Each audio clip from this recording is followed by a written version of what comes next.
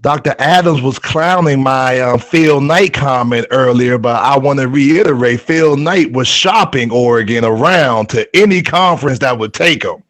And with Phil Knight money behind you, I feel that people are definitely going to take the call. On today's Throwdown Thursday edition of the Odd Coaches Podcast, Dr. Adams and Coach Francis and the OCP team of correspondents preview the Pac-12 in advance of the 2022 college football season. Welcome to today's show. The Odd Coaches Podcast is sponsored by the CKA Save Project. The CKA Save Project is an industry leader in providing student-athlete academic and athletic support. From assessing student-athletes' academic and athletic skills, to measuring and monitoring student-athlete academic progress, to improving student-athlete time management and organizational skills, the CKA Save Project provides wraparound services for student-athletes from middle school through college. For more information, visit us on the web at www.ckasaveproject.org or schedule a free consultation with Dr. Keith Adams by emailing cka@ckasaveproject.org. Greetings and salutations and welcome to the Odd Coaches Podcast. I am your host, Dr. Keith Adams, and my tag team partner, Coach Mike Francis, is on assignment today, literally on assignment today. So this is the first of our college football preseason episodes, and today, again, just by happenstance, we're doing the Pac-12 preseason preview. So I first want to introduce our OCP team correspondents. First one is Will Cotton, former player of mine, who is in the IT field, and he is a national correspondent for the Odd Coaches Podcast. Will, how you doing this morning, sir? Doing great. All right, glad to have you here. Akil Russell, again, a former player of mine, coach extraordinaire, one of the brightest young football minds out there. Akil, it is always good to see you. How are you? I'm great as well. Thank you. All right. And a longtime close personal friend who is one of our national correspondents, Ed Allen. We go back a long, long way. Ed, how are you today? And thanks for joining us. Oh, thank you for inviting me, Doctor. I appreciate being here. Probably the first and last time you'll call me that. So, man, in segment one, we're gonna introduce our audience to each team in the Pac-12 and just a little bit of information about them. In segment two, we'll ask some structured questions about the Pac-12 itself, and in section three, it's bowl time. So we're gonna go in alpha order. Arizona, based on our research, so I don't have to say it. I've done the research myself, and our team has done their own. Arizona is projected to be a 500 team at best, and they hope to have bowl eligibility. So that's a little bit about Arizona, and our correspondents will chime in when they have the need to, and we're stealing that from our own show because Mike only talks when he actually cares. So, so if no one cares about Arizona, I'm going to move on to Arizona. Well, I mean, we could talk about Arizona. I mean, they're going to they can't get much worse. I think they went like 1-12 last year, 1-8 in the conference. They got some good talent. They got some good recruiting. I don't think it'll be enough to get them. They'll still be sub 500, but they'll get 3 or 4 wins. And they'll definitely have an improvement, and the road. The road ahead is where they should be looking. They should win about 3 or 4 wins, but it'll be a little improvement. But again, last year was terrible. The most relevant thing about Arizona is Arizona basketball. So yeah, we can move on from the football team. All right. So Arizona State, okay, they should be one of the better teams. Herm has caused himself a lot of grief. A lot of problems, and Herm is lucky to still have a job based on all of the investigations from last year, but they should be bowl eligible. Any thoughts on Arizona State, crew? I like them, man. They got my boy Emory Jones from Florida. I was a big fan of the quarterback from him. They added a running back that had like 1,000 yards last year for Wyoming. The only concern is they only have 4 starters on defense returning, which is, obviously you want to have that continuity. But they should still be one of the better teams in the last couple in the conference. So they should be in a bowl game. Yeah, go ahead. I'm sorry. Go ahead, Alex. I'll say from a coaching standpoint, I like Herm. It was like a hard knocks situation where like behind the scenes practices, meetings, and you got to get a real feel for what's really going on there. And he was like an old school coach. Kind of, I played for a man named Al Levant. He played in the 50s. He was on the 49ers staff when they were winning bowls. He was on the Cowboys staff when they were winning bowls, like 70s, 80s. So he definitely brings that championship coaching, atmosphere to the kids. So I like them for that. I like Herm. Yeah, I've definitely been a homer for Herm Edwards for a long time. I think he's a really stand-up guy, really good coach. I think he's been trying to make strides out there at Arizona State. And like Will said, I like the quarterback Emory, the kid out there. And I think every year he's gotten a little bit better. But once again, I don't see him breaking the big 7-4, maybe 7-8-4 record, but hovering around. I mean, that's good for Herm. That's good for Arizona State and Herm, I feel. 7-4, 8-4, something like that. But other than that, I don't see Arizona State really making a big change this year. So the phrase is should be bowl eligible. All right. Yes. This takes us to the Cal Bears. The Cal Bears should be better than 500.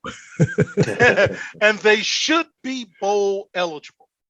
Anybody want to talk about Cal football? Team on the rise. They had a bad record last year, but the record kind of doesn't tell the tape. They were fourth overall in defense in the conference. They were third in scoring, and they were the best for yard per play. They went one for 5 on the road, which obviously you have to win on the road. So hopefully that won't happen again. I think they improved. They added an offense with a QB. They added a wide receiver. So yeah, I think they'll be definitely better. They'll definitely be bowl eligible, and they will be better than 500. Okay. Well, they have been reaching out to their old alumni. I heard Marshawn Lynch came back to the campus to try to give the running backs a little inspiration and things of that nature. And of course, one of the most famous alumni, Aaron Rodgers, visited campus and is trying to rile up the boys. So if you can get Marshawn Lynch and Aaron Rodgers on campus to rile up the boys up, man, California, man. I mean, Cal Bears may be doing something this year. How do you not get excited then? Well, just don't get any tattoos, and we'll move on to Colorado and the Buffaloes. The Buffaloes hope to be at least 500, and they hope for bowl eligibility.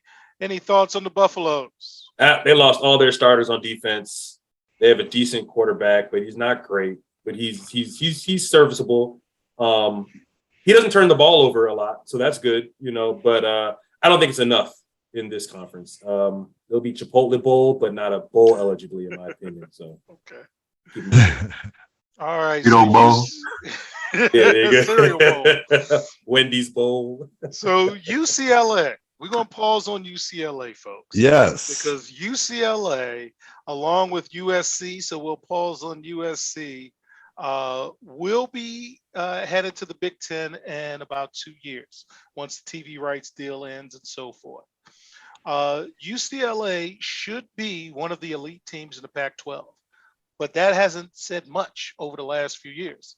And they should be what I like to call Big Bowl eligible. Any thoughts on the Bruins from the team here? They have to have a strong showing. Obviously, going to the SEC, everyone's going to be looking at them to really win 10, 11 wins. Because if you're winning like 4, 5, 6, 7, even 7 wins, they're going to laugh at you. And pundits and SEC pundits and favorites. Big Ten be there. Oh, the Big Ten. Big Ten. Oh yeah, they'll get laughed at. They'll still get laughed at. They should be good. They have their quarterback is returning. The running back is returning. Their defense will be their key. So we'll see. I think they'll be standard. I think they'll go to Big Bowl eligibly. And I don't know about elite, but they'll win about 8 wins. Should be one of the elite teams in the Pac-12.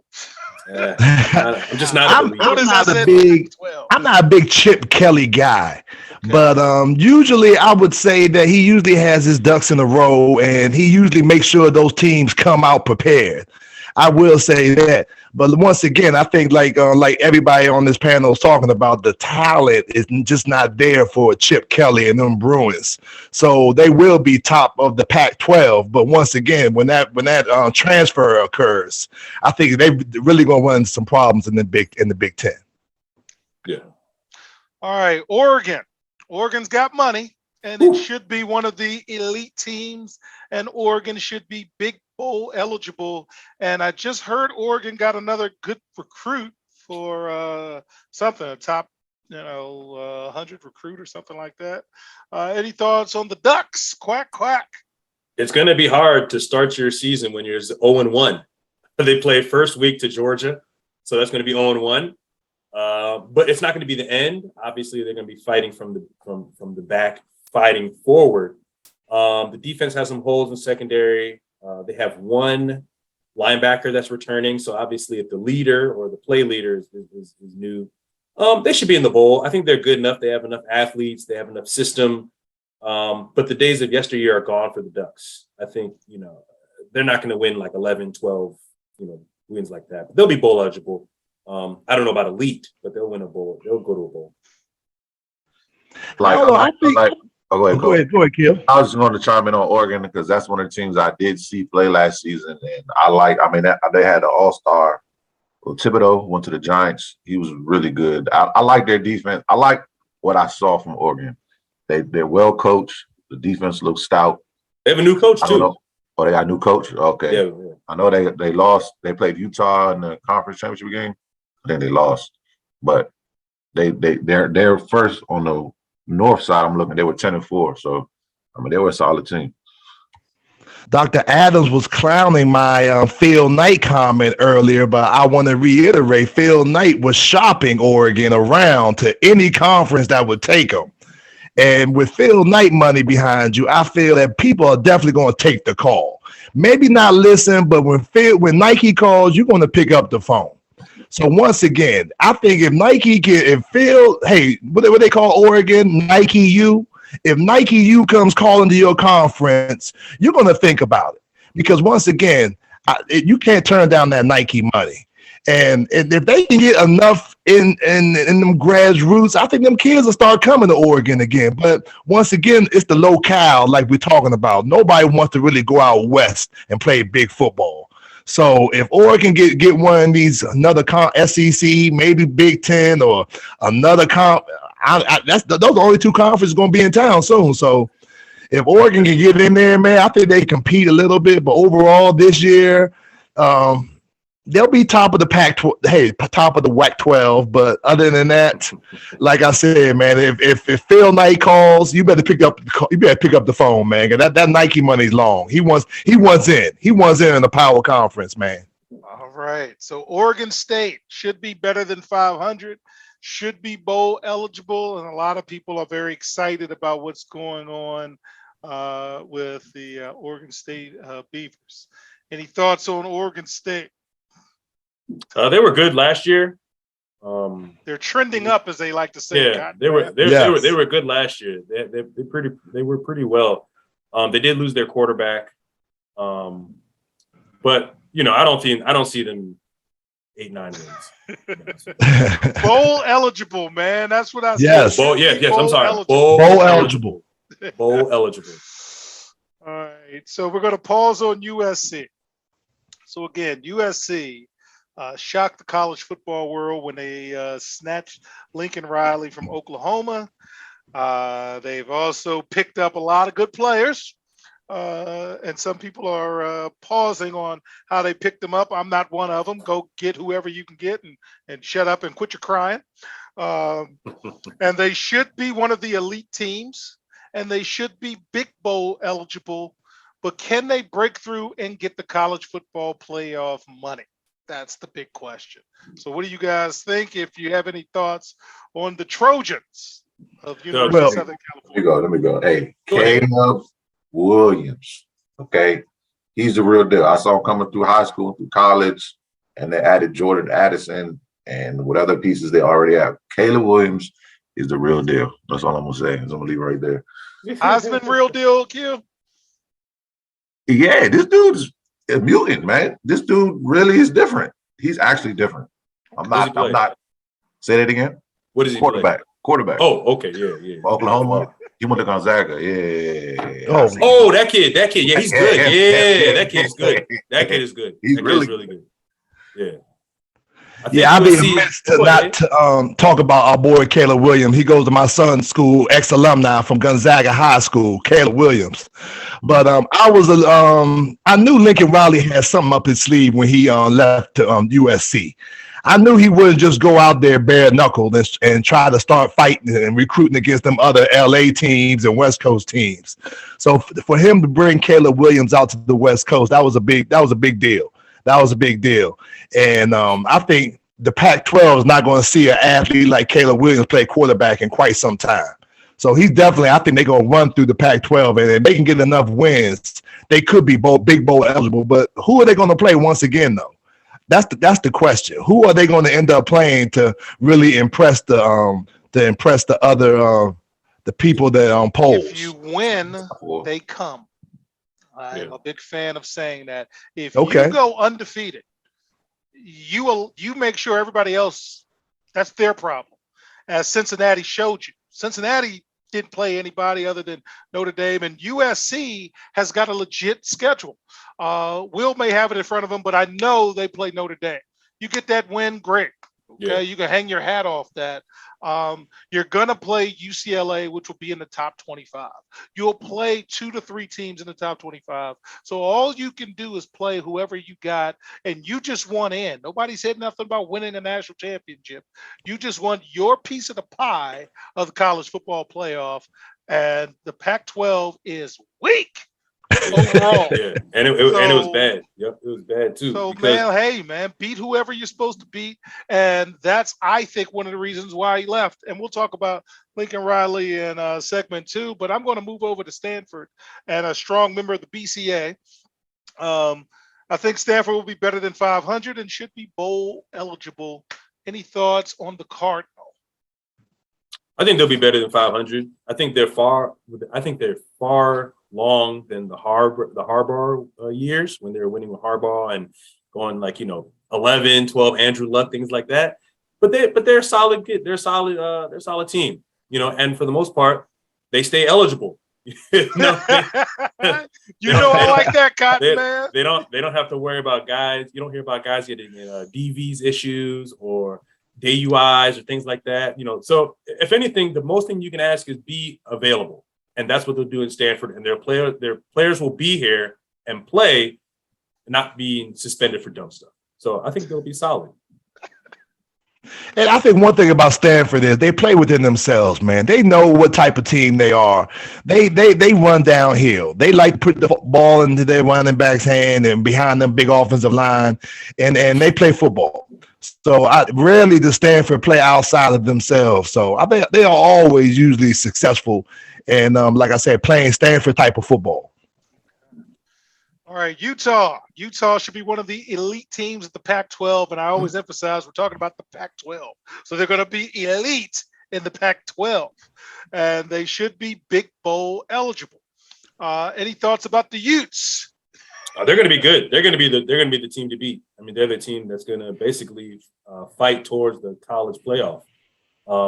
They only gave up about 20 points per game, which is not great, but still good. I think it was even less in the conference. I think they were giving away 18 points a game.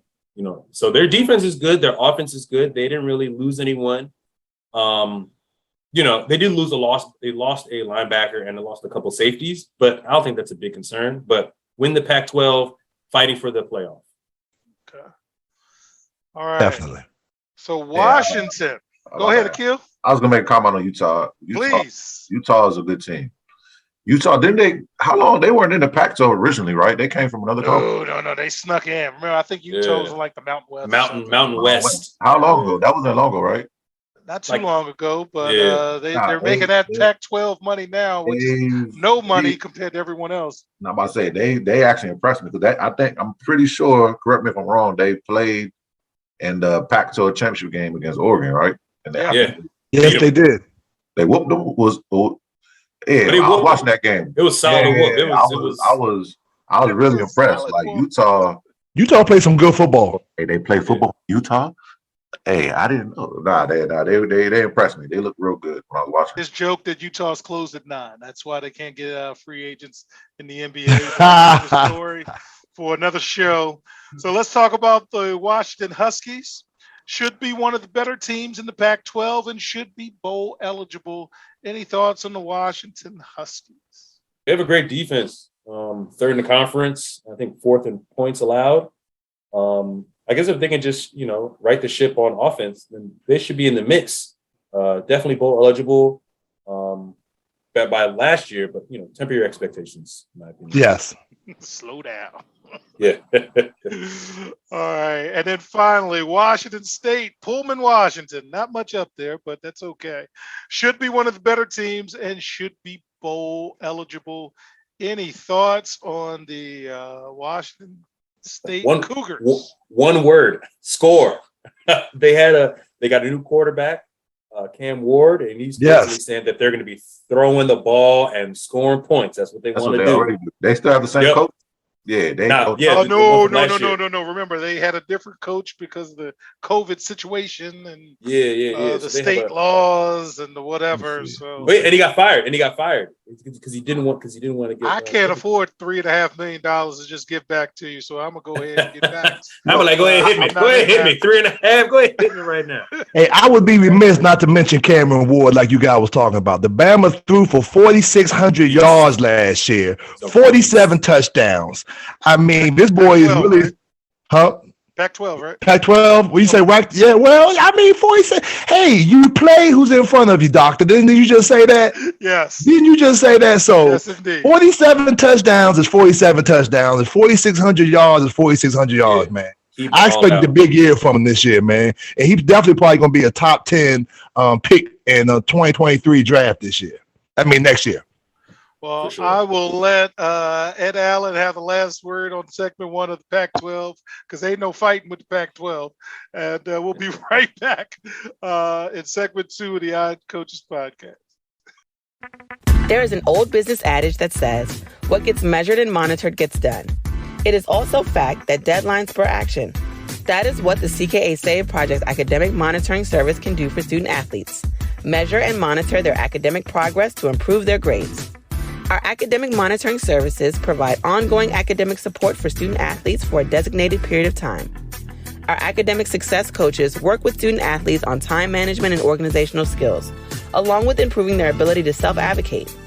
Every few weeks, our academic success coaches meet with student athletes to assess their academic progress, as well as provide ongoing academic advising. If needed, student athletes have access to CKA Learning Specialists who provide virtual core subject academic support for student athletes.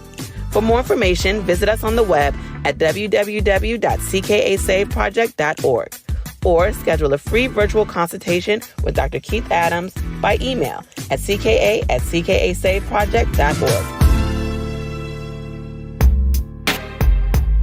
Welcome back to the Odd Coaches Podcast, and in segment 2 of this Throwdown Thursday edition, as we give a Pac-12 preview, we're going to have a structured debate on 3 topics related to the Pac-12.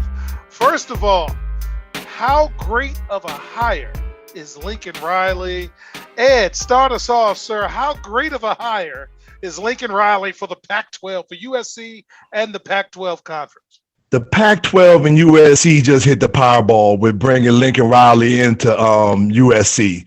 I mean, he was one of the most decorated coaches in his last conference. I mean, he took an Oklahoma from shame, from years of great success, and then they fell off, and then Lincoln Riley came back and just has taken Oklahoma to a new level. So for USC to get Lincoln Riley hired and to bring in the what's my man's name, Caleb Williams, possible Heisman Trophy candidate, it was big because Caleb Williams would have came without Lincoln. Lincoln would have probably came without Caleb. So they hit the lottery and the Mega Millions of bringing those two gentlemen to USC. So right now, man, USC they are kicking their heels in happiness right now, man. All right, Hey, Akil, what do you think, sir? I'm about to say what he's saying is so accurate, and he didn't even mention Jordan Addison. They got Jordan Addison from Pitt. He was the number one wide receiver, probably going to be a first round draft pick. So on top of everything he just said, I agree 100% with Coach Ed. All right, Cotton Man, did they hit the number? I think they hit it. I mean, the biggest thing you can do as an organization is you go out and you go stars, or you're going to big names for you too. So by going Riley, that's a great sign for them. The biggest thing that they're going to have to overcome is they're going to have to change their defense. Last year, they gave up about 31.8 points per game, which is probably the worst in the Pac-12. And I don't care who you have throwing quarterback and receiver and running back. If you score 35 points but give up 45, you're going to lose regardless every time. So the biggest thing for Lincoln is do what he did back for the USC back in the early 2000s. Put a fence around SoCal.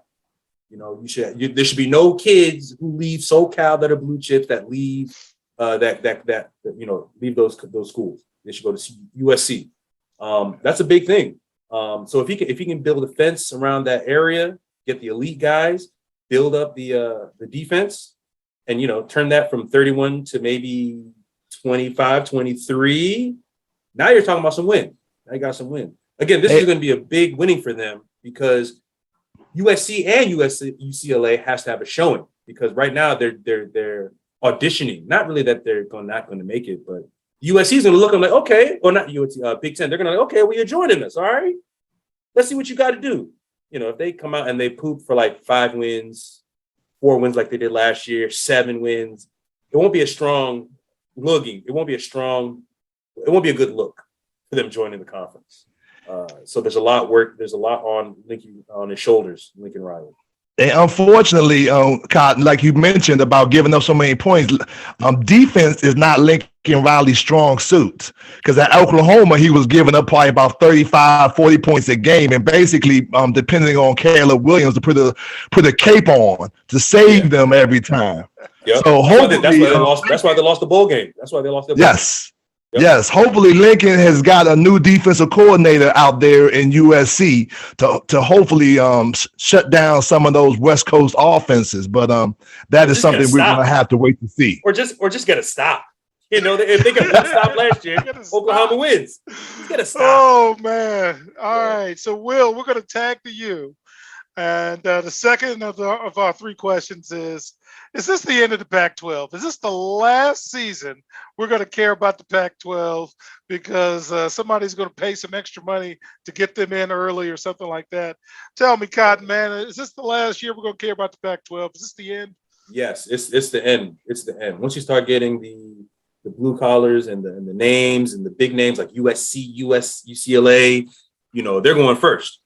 Then you're going to lose the lesser guys like Oregon, Utah. It's just a matter of time. And at the end of the day, it's because your games are at 10:30 at night on a Saturday. Either you're going to sleep or you're going out partying. So you're not going to watch no college football. So it's definitely it's difficult that it has to happen, but it's lack of recruiting, time zone. It's just it's a lose-lose. It's a lose-lose. And they don't love football as much as the Midwest, the Southern states. They don't love it as just much. Different as what the SEC. It's just different. Yeah, different. It's just different. I'll say it's different. So I think it's the close to the end. Just like the Big East. Remember Big East football had some pretty good teams too. Boston College, Miami, Virginia Tech. They had a couple of Virginia. They had a couple of good teams in Notre Dame, Pittsburgh. All of them in Pittsburgh were in Big East. They all got poached, and they got poached. Yep, and then boom, now they're no more. So I think it's just a matter of time. Is this the end of the Pac-12, sir? I'll have to say yes. I have to say yes. With those 2 teams definitely leaving, I would have to say yes, Coach. All right. So, Ed, I'm going to date you. Is this the end? Are you my friend? New edition. Is this the end? You know what? I'm going to go against the grain and say that they probably may stay solvent, But once again, nobody will care about the Pac-12. I think if they get an opportunity, possibly invite maybe San Diego State, maybe a couple maybe popular West Coast teams out there that they could possibly have a small market. But overall, I mean, these college teams have to play somewhere, man. You know, the Pac, San Jose State, Arizona State, Arizona, they have to play somewhere, man. And people are going to watch them. They have alumni. So overall, I mean, for them to be a big bowl eligible, no. But Pac-12 will still be solvent. I think people still, West Coast will still look at them and like, hey, a couple games here and there out the year. But overall, I don't think nobody in the East Coast is going to be checking for them any longer.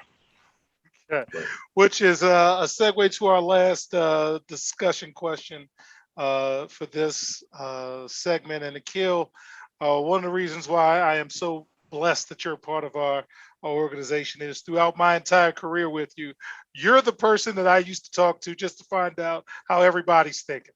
You're a regular guy.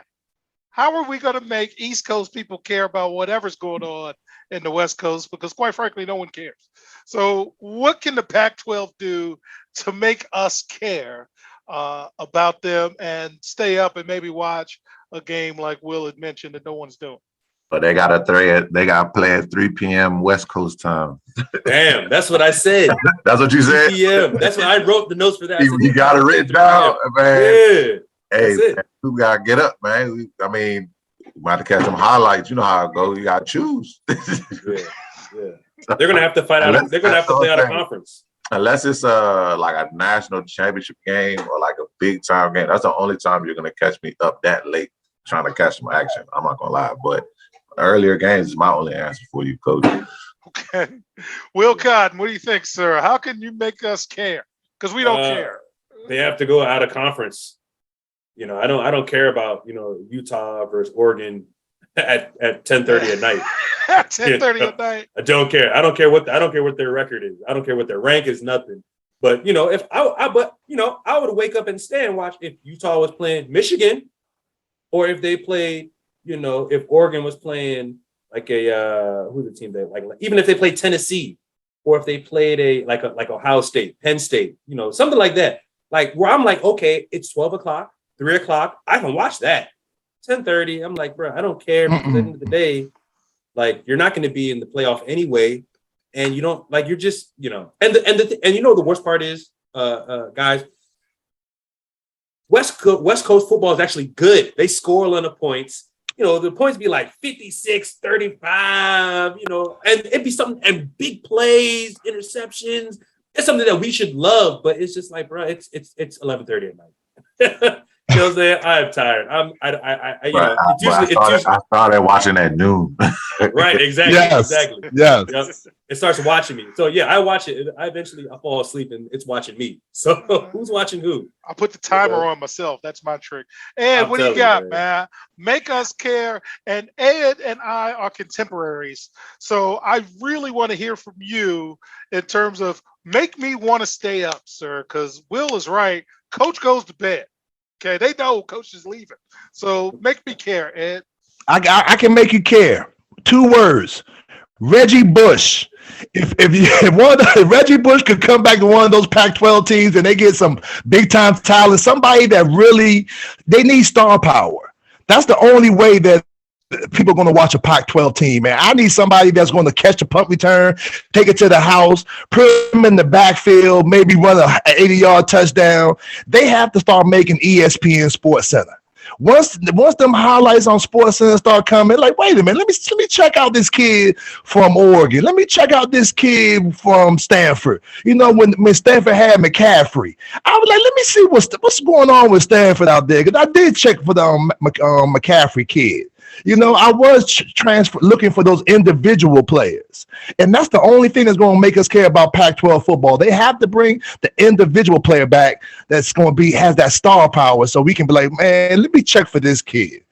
And number two, the only thing is if Oregon comes out with some new invisible uniforms that That's the only thing that's going to help people Pac-12 football, man. Right. Other than that, man, Pac-12 football is a wash, man. Okay. You know, Phil Knight better come up with something invisible because Nike U the only thing that is going to help Pac-12 or star power, man, star power. So let me ask the panel this. Is it disrespectful for my idea? Because my idea is disrespectful, and I still say you should do it. 9 a.m. games packed West Coast time, which means you're playing at noon East Coast time. Well, we ain't played 9 a.m. games since you played JV. So and we're not talking about USC. We're not talking about UCLA. We're talking about Oregon State. We're talking about Colorado, teams that you don't give two trashes about. No one's going to stay up and watch you, Will, at 10:30 play a great game. But, hey, for a gimmick every week to let the B team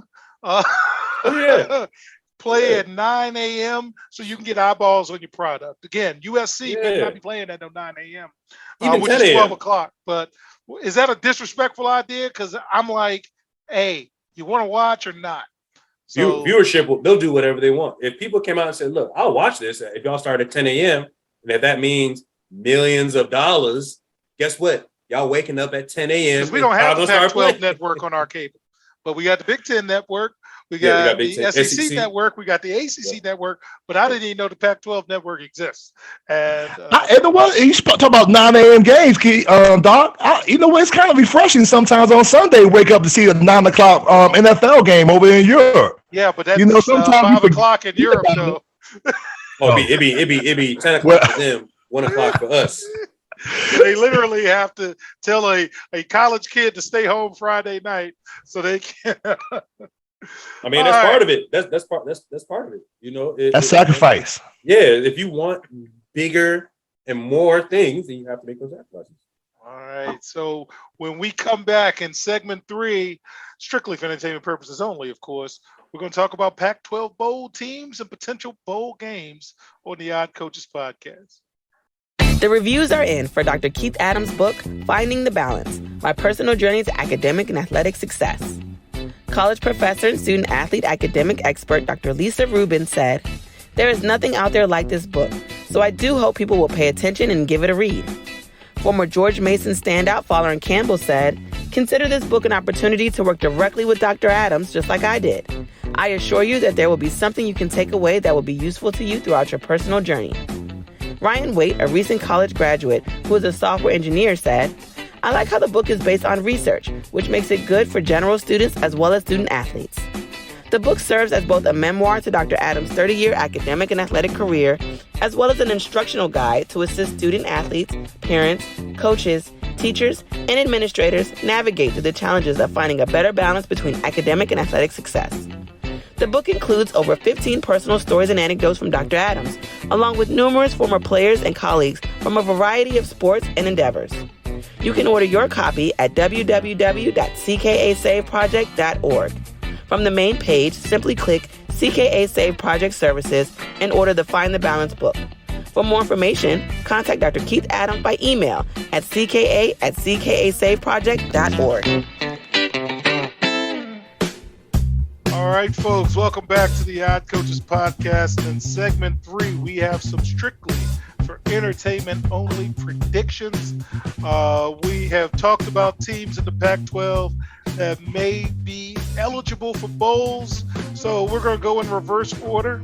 And hopefully the fellas got the list in front of them of teams, because I'm reading off my screen. So the Pac-12 has an agreement with the Union Home Mortgage Gasparilla Bowl against a Big 12, ACC, or SEC team. Who would you want for that if you're looking at your list of Pac-12 teams? Who do you think could be in that vaunted bowl? All right. Well, let's go with Washington State, Arizona State. Okay, we don't care. We're just throwing it out. So we have a connection with the Surf Pro First Responder Bowl versus either an ACC team, a team from the American, or the Big 12. What's a team that'll be a good fit for that bowl, guys? Hey, Stanford is always a good draw. Stanford better not be in that first responder bowl if Shaw wants to keep his job. All right, so we're gonna move on to the Lockheed Martin Armed Forces Bowl versus a Big 12 or a Conference USA school. Which C-level Pac-12 team should be in that bowl? Which one are you on, Doc? I just said the Lockheed Martin. I'm in reverse order. Gotcha. Lockheed Martin Armed Forces Bowl. We're going in reverse order on the screen. Gotcha. Okay. Oh man, I mean, exactly. That is the point. So yeah, we have a connection with the Valero Alamo Bowl versus the Big 12 school. Any thoughts on that as we go in reverse order? Hey man, I think a good team for that. Let's look at probably it'd be funny to have an audition versus a Big 12 team like a USC, UCLA. You better not be a USC or UCLA playing in the Alamo Bowl.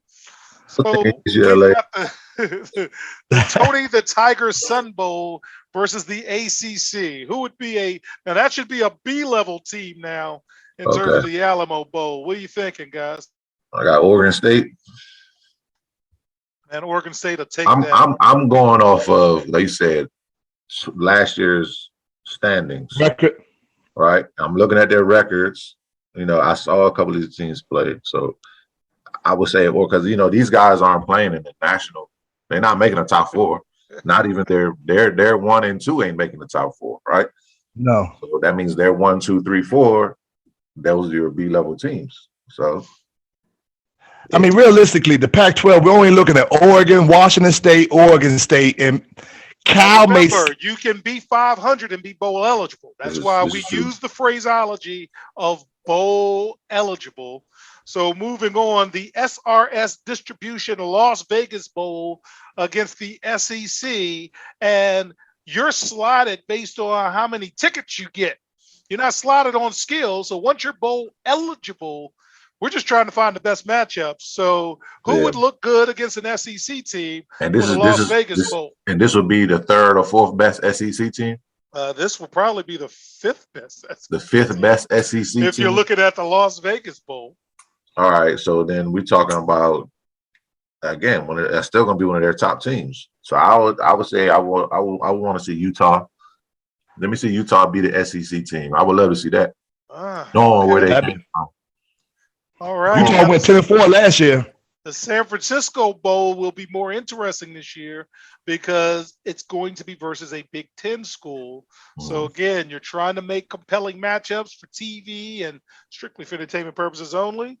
So you can kind of guess who they're going to probably pick for a bowl like that. I mean, San Francisco, you got to look at Cal probably because they would definitely, they a big draw out there in California, and they would definitely they were in the middle of the pack last year. Ended up on 5-7 last year, 6-5. So, all right, maybe the Cal Bears. One of my favorite bowls, the San Diego County Credit Union Holiday Bowl versus an ACC team. And again, strictly for entertainment purposes only, we always take the West Coast team against the ACC team because they're traveling across the country. And that bowl game is usually like on Christmas or somewhere around then. Any thoughts about that bowl? Who we want to see against the ACC? Against the ACC, because you're just making compelling matchups. You're like a booker in wrestling. You're just trying to book a good matchup. Hey, give me Herm. Give me Herm Edwards on the line. Okay. Let's go Arizona State. Okay.